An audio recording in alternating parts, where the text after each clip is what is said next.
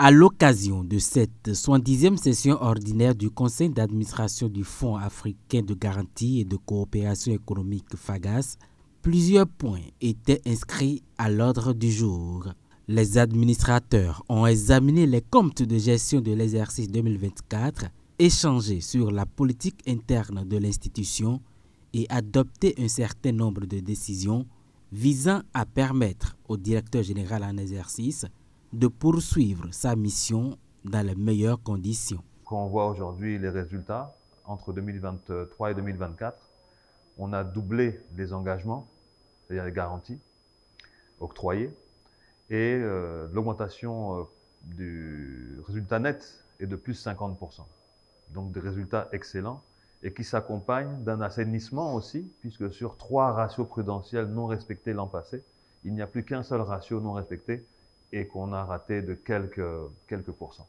Le directeur général Dr Ngeto Tiraina Nyambaye a reçu les félicitations du Conseil pour la qualité de sa gestion.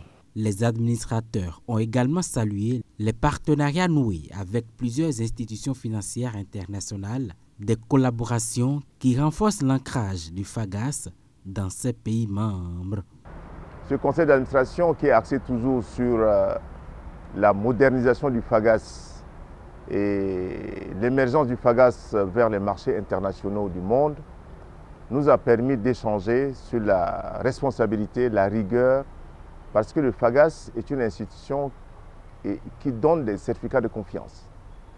Le FAGAS évolue, les administrateurs ou le conseil d'administration dans sa globalité a apprécié les résultats positifs exceptionnels encore pour la 5e année sous la direction du directeur général. Ces performances sont aussi le fruit de l'engagement constant du personnel de l'institution. Pour atteindre ces objectifs, le FAGAS se fixe de nouveaux défis à relever dans les mois à venir. Le conseil d'administration a acté également certaines innovations et certaines initiatives soumises par le directeur général, de voir en quelque sorte que l'effectif du FAGAS du personnel soit renforcé, que le personnel du FAGAS puisse travailler simultanément dans les 2 langues, que ce soit le français et l'anglais de manière simultanée, en prévision de l'adhésion de certains pays anglophones au FAGAS.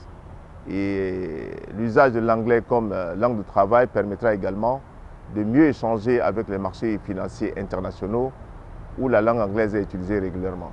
Les travaux de cette 70e session ordinaire se sont donc achevés sur une note de satisfaction générale. Rendez-vous est pris pour l'année prochaine avec la même ambition, poursuivre la consolidation des acquis et renforcer la contribution du FAGAS au développement économique de ses pays membres.